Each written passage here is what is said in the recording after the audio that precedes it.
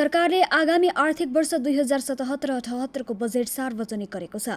सरकारका प्रवक्ता तथा अर्थमन्त्री डाक्टर युवराज खतिवडाले आगामी आर्थिक वर्षको बजेट बिहीबार सार्वजनिक गरेका हुन्। आगामी वर्षमा लिएका नीति तथा कार्यक्रम कार्यान्वयनका लागि सरकारले 14 खर्ब 74 अर्ब 64 करोड रुपैयाँ बजेट विनियोजन गरेको छ, जसमा चालुतर्फ 9 खर्ब 48 अर्ब 94 करोड रुपैयाँ अर्थात् 64.4% र पुँजीगत तर्फ 3 खर्ब 52 अर्ब 91 करोड अर्थात् 23.9% रहेको छ। यसैगरी सरकारले वित्तीय व्यवस्थापनतर्फ 1 खर्ब 72 अर्ब 70 करोड अर्थात् 11.7% बजेट विनियोजन गरेको छ। सरकारले सार्वजनिक गरेको बजेटको विषयमा बोल्दै राष्ट्रिय योजना आयोगका पूर्व उपाध्यक्ष डाक्टर गोविन्द पोखरेलले आर्थिक वर्ष 2077-78 को बजेटमा स्वास्थ्य र कृषि क्षेत्रमा बाहेक सबै क्षेत्रमा पुरानै निरन्तरता रहेको बताए। बजेटले उत्पादन बढाउने, रोजगारी सृजना गर्ने विषयमा जोड दिन नसकेको उल्लेख गर्दै उनले स्वास्थ्य क्षेत्रमा पनि अपर्याप्त बजेट विनियोजन गरेको बताए। गत वर्षभन्दा 22 अर्ब रकम बढाइए पनि त्यो रकम पर्याप्त नहुने उनको भनाइ थियो। अब यो बजेटले अलिकति फजुल खर्च घटाउने सन्देश दिएको छ र बजेटको आकार वास्तविकताको नजिक गएर सानो बनायो र स्वास्थ्य क्षेत्र र कृषिमा केही नयाँ गर्ने एक दुईटा सानो कार्यक्रमहरू ल्याएको छ। अन्यथा यो बजेट गत साल र 2 वर्ष अगाडिकाको गतिविधिहरूको निरन्तरता मात्रै छ। त्यस्तै सत्तारूढ नेपाल कम्युनिस्ट पार्टी नेकपाका अध्यक्ष पुष्पकमल दाहालले कोरोना महामारीको विषम परिस्थितिमा सन्तुलित र जनतालाई राहत दिने ढङ्गले बजेट आएको बताए। बजेट सृजनात्मक, प्रगतिशील, जनपक्षीय र समाजवाद उन्मुख ढङ्गले आएको उनको भनाइ थियो। आन्तरिक र बाह्य ऋण सहयोग र राजस्वको अनुमान वस्तुवादी भएकाले बजेटको स्रोतहरू त्यसैबाट जुट्ने उनको भनाइ थियो। समग्रमा आज बजेट कोरोना महामारीको यो विषम परिस्थितिमा पनि निकै सन्तुलित, जनतालाई राहत दिने किसिमले, सृजनात्मक ढङ्गले, प्रगतिशील, जनपक्षीय र समाजवाद उन्मुख बाटो पक्रिने गरी आयो। म खुसी छु। यो बजेटले जनताका सबै समुदाय, अझ त्यसमा पनि मुख्यतः निम्न वर्गका जनतालाई सम्बोधन गर्ने, राहत दिने जो प्रयास गरेको छ त्यो सराहनीय छ। नेकपा वरिष्ठ नेता माधव कुमार नेपालले बजेटले अहिलेको आवश्यकतालाई सम्बोधन गरेको बताए। व्यापक रूपमा कोरोना फैलिरहेको बेला यसको सामना कसरी गर्ने, स्वास्थ्य समस्या कसरी सम्बोधन गर्ने, रोजगारीको समस्या कसरी सम्बोधन गर्ने र कृषि क्षेत्रलाई कसरी अगाडि बढाउने भन्ने कुराहरू बजेटमा सम्बोधन भएको उनले बताए। होइन, बजेटले अहिलेको आवश्यकतालाई बोध गरेको छ। खास गरिकन कोरोनाले सङ्क्रमण व्यापक रूपमा फैलिएको बेलामा र कसरी रोगको सामना गर्ने, स्वास्थ्यको समस्यालाई कसरी सम्बोधन गर्ने, अनि अर्को भोगको समस्या, जनताको व्यवस्थापन गर्ने कुरा, रोजगारीको समस्या, त्यसपछि कृषि क्षेत्रलाई प्रोत्साहन दिने कुरा, आत्मनिर्भर अर्थतन्त्रतर्फ अग्रसर हुने कुरादेखि लिएर विभिन्न उद्योग धन्दाहरू, सेवा क्षेत्रका व्यवसायहरू, ऋणमा परेका, अहिले सबै बन्द भएको हुनाले ठुलो मात्रामा सङ्कटमा परेकाहरूलाई के कति मात्रामा सहुलियत दिन सकिन्छ, राहत दिन सकिन्छ। आम जनतालाई पनि सोसल सेक्युरिटीको सन्दर्भमा विभिन्न वर्ग र तहका जनताहरूको निम्ति सोसल सेक्युरिटीको व्यवस्था, त्यसपछि कुनमा करको दायरा घटाउने, कुनमा बढाउने, कुन उत्पादनलाई चाहिँ विशेष प्रोत्साहन दिने आदि इत्यादिको स्तरमा यसले धेरै प्रत्यक्ष भेटेको भनेको समग्रमा उत्कृष्ट बजेट हो। यो राम्रो बजेट हो। जनता समाजवादी पार्टीका नेता डाक्टर बाबुराम भट्टराईले बजेट परम्परागत रूपमा आएकाले वर्तमान समस्याको समाधान नगर्ने बताए। वित्तीय व्यवस्थापनको क्षेत्रमा सिद्धान्तको रूपमा ठिक रहेको उल्लेख गर्दै उनले कोरोना महामारीबाट न्यूनीकरणका लागि गरिएको व्यवस्था, व्यवसायीलाई राहत दिने, रोजगारी सृजना गर्ने, कृषि क्षेत्रमा प्राथमिकता दिने कुरा कार्यान्वयनमा जान कठिन हुने गरी बजेट ल्याइएको बताए। फरक ढङ्गले आउनु पर्थ्यो, तर करिब करिब निरन्तर जस्तो नै आयो। त्यसैले म व्यक्तिगत रूपमा चाहिँ यसले समस्याको समाधान गर्दैन भन्ने मेरो निष्कर्ष छ। तैपनि आपत्ति पनि भएन भन्न मिल्दैन। जस्तै जुन जे विषयमा चाहिँ हामीले जोड दिनुपर्ने हो भन्ने कुरा सिद्धान्त त ठिक छन्। जस्तै अहिले हामीले कोरोनाको महामारीबाट जुन जीवज्यानको खतरामाथि सबभन्दा ठुलो प्रश्न छ त्यसैले स्वास्थ्य क्षेत्रमा उपचारको क्षेत्रमा प्राथमिकता दिने कुरा तत्काल चाहिँ व्यवसायीहरूलाई र रोजगारविहीन भएकालाई राहत दिने कुरा कृषि क्षेत्रमा शिक्षा क्षेत्रमा जोड दिने कुरा सिद्धान्तमा त ठिकै भनेको छ तर व्यवहारमा गर्दा मैले हेर्नुभयो भने त्यो चाहिँ देखा पर्दैन किन मैले गत वर्षको बजेट विनियोजन र यो वर्षको मैले सँगै लिएर हिँडेको थिएँ त्यो मैले दाँजेर हेर्दामा देख्छु भने कैयौँ कुरा जम्मै धेरै सो कुरा दोहोरिएको छ जब तपाईँको समग्र बजेट फोहोरको अहिले दाँजेर हेर्नुभयो भने टोटल बजेट 58 अर्बले घटेको छ त्यसमध्येमा पनि राजस्वको अनुमान नै 1 खर्ब कम हुन्छ भन्ने छ हुनसक्छ अझ त्योभन्दा पनि कम होस् यस्तो अवस्थामा त्यो न्यून बजेटलाई विशेष क्षेत्रमा फोकस गरेर ल्याउनु पर्यो जस्तै स्वास्थ्य क्षेत्रमा तपाईँले फोकस गर्ने हो भने पोहोर साल 68 अर्ब विनियोजन गरिएको थियो अहिले यति ठुलो सङ्कट छ हामीले थुप्रै तत्कालै यो कहिले कति महिना अगाडि बढ्छ भन्ने टुङ्गो छैन उपचारको निम्ति स्वास्थ्य सम्बन्धी उपकरणको निम्ति र जुन नयाँ प्रयोगशालाहरू परीक्षणहरूको निम्ति जुन कुरा भनिएको छ त्यसको निम्ति बजेट चाहिँ कमसेकम डबल हुनुपर्छ 68 अर्बको सट्टा 90 अर्ब मात्रै आएको छ भने जम्मा तपाईँले 22 अर्ब रुपियाँबाट यति ठुलो कोरोनाको सङ्कटको स्वास्थ्य उपचार गर्छु भन्नु त हास्यास्पद कुरा हो। पूर्व अर्थमन्त्री समेत रहेका काङ्ग्रेस सांसद ज्ञानेन्द्र बहादुर कार्कीले बजेटमा धेरै कुरा आएको भए पनि प्राथमिकतामा कुनै पनि क्षेत्र नपरेको टिप्पणी गरे। स्वास्थ्य, रोजगारी तथा शिक्षामा आएका विषयहरू पुरानै प्रकृतिको भएको उनले बताए। कृषि क्षेत्रको विकासमा पनि खासै योजना आउन नसकेको उल्लेख गर्दै उनले प्रधानमन्त्री रोजगार कार्यक्रमको रकम बढाइएको र उक्त रकम फेरि दुरुपयोग हुने गरी ल्याइएको बताए। अहिले हाम्रो अर्थमन्त्रीजीले तेस्रो बजेट एउटा बजेट जुन अवस्था छ यो बजेट पनि करिब त्यस्तै छ र अहिलेको अवस्था पहिला मानव स्वास्थ्यको मानवीय सङ्कट त्यसपछि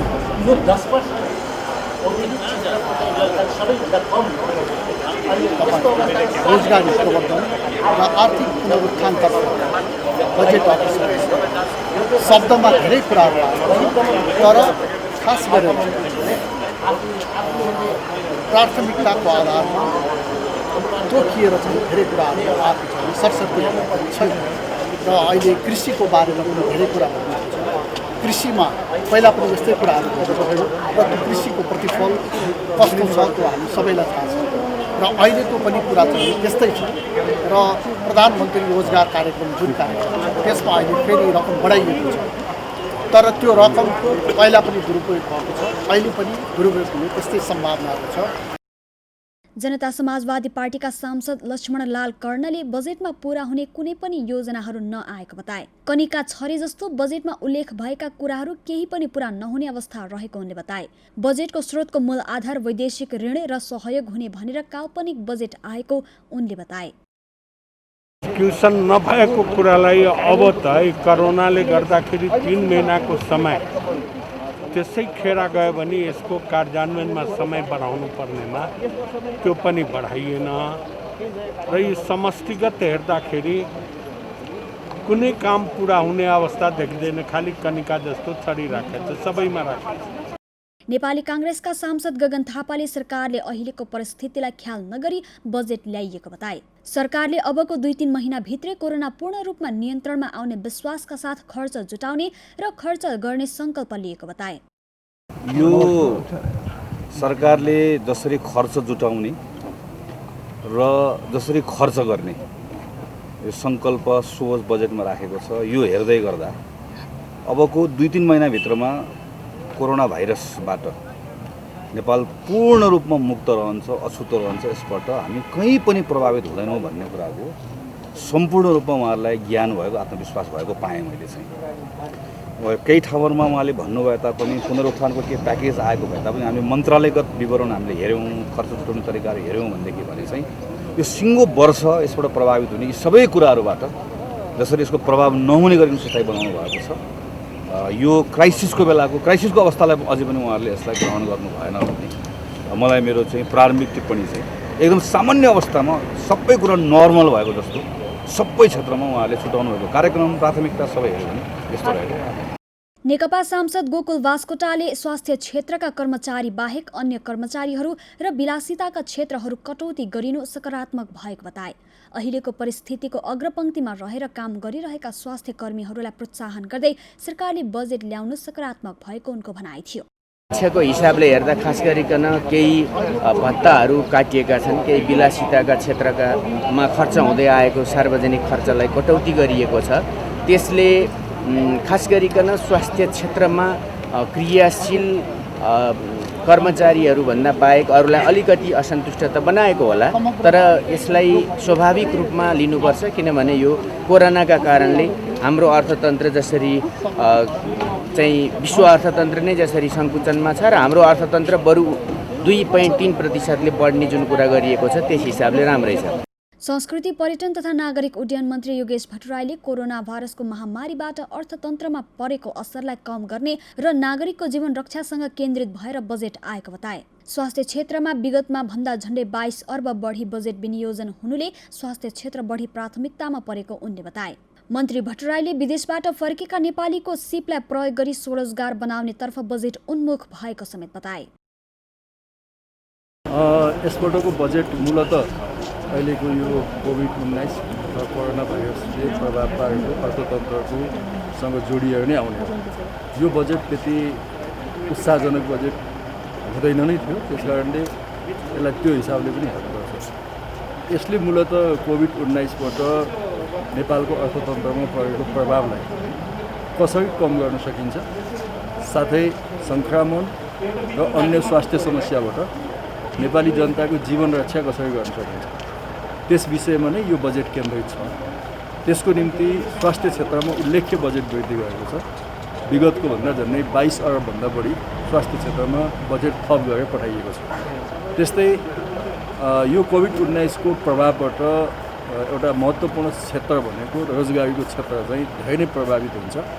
त्यस सन्दर्भमा रोजगारीलाई कसरी पुनर्स्थापना गर्ने, कृषि उत्पादनलाई वृद्धि गर्दै, कृषिको आधुनिकीकरण गर्दै, कृषिमा व्यापक मात्रामा जनपरिचालन गर्दै त्यस क्षेत्रमा एउटा ठुलो मात्रामा रोजगारी सृजना गर्ने यो बजेटको एउटा त्यो उद्देश्य छ। र अर्कोतिर विदेशबाट फर्कन सक्ने हाम्रो श्रम शक्तिलाई उहाँहरूले जुन सिप पनि लिएर आउनुभएको छ, श्रम पनि लिएर आउनुहुन्छ, त्यो सिपको हस्तान्तरण गर्दै उहाँहरूको श्रमलाई उचित मूल्याङ्कन गर्दै स्वरोजगारीको कार्यक्रमलाई जोड दिने यो बजेटले अर्को एउटा महत्त्वपूर्ण विशेषता यसको छ। सरकारले सार्वजनिक गरेको बजेट विनियोजनको बारेमा उद्योगी व्यवसायीहरूले कोरोना भाइरसबाट असर परेको अर्थतन्त्रलाई सहयोग पुर्याउने गरी बजेट आएको प्रतिक्रिया दिएका छन्। नेपाल चेम्बर अफ कमर्सका अध्यक्ष राजेश काजी श्रेष्ठले कोरोनाको संक्रमणबाट मानव जीवन बचाउने गरी बजेट आएकोले स्वागत योग्य भएको बताए। उत्पादनका लागि आउनुपर्ने कार्यक्रम भने अपेक्षा अनुसार आउन नसकेको उनको भनाइ थियो। त्यस्तै कृषि, उत्पादन, रोजगारी सबै क्षेत्रलाई समेटिएको तर कार्यान्वयनमा अझै पनि आशंका गर्ने ठाउँ रहेको उनको भनाइ थियो। एउटा जुन हिसाबले अर्थमन्त्रीले यो कोरोना समयले जीवन बचाउनको लागि चाहिँ करिब 90 करोड चाहन्छन् भनौँ न, झन्झनै 91 करोडको ल्याएको त्यो चाहिँ नि राम्रो छ। अब सबैको जीवन पहिले त रक्षाकै कुरो आउँछ, तर जीवन रक्षाको साथसाथै जुन जीविका उत्पादनको लागि एउटा हुनुपर्ने त्यो चाहिँ नि अझ उत्साही चाहिँ देखेको छैन म चाहिँ नि। तर अहिलेसम्म त्यही पनि अब पछि अझ के हेरेर किताब हेरेपछि र आर्थिक ऐन हेरेपछि थाहा होला। तर जुन हामीले चाहिँ नि अस्तिदेखि सुरुदेखि दिइरहेको, चाहे त्यो कृषिको हुन्, चाहे त्यो पर्यटनका हुन्, चाहे वैदेशिक रोजगारीमा आएकालाई हुन्, चाहे त्यो सिपमूलक, त्यसको सबैलाई चाहिँ नि समेटेको छ। र सम्झाउँदाखेरि यो बिजुलीको हामीले जुन माग गरिरहेको बिजुलीको छुट र डिमान्डको बिजुली डिमान्डको छुट, त्यो चाहिँ नि छुट दिएकोमा त्यसो स्वागत योग्य छ।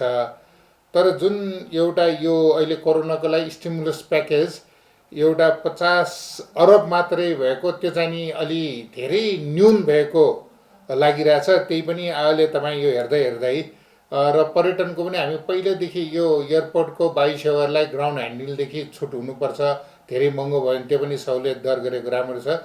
र हाम्रो अहिले बाहिरबाट भन्दा डोमेस्टिक टुरिस्ट र सबैलाई एउटा भनौँ न सरकारी कर्मचारीदेखि व्यवसायीलाई पनि केही बोनसमा भयो केही छुट गरेमा राम्रो हुने, तर यो कुरा चाहिँ राखेछ।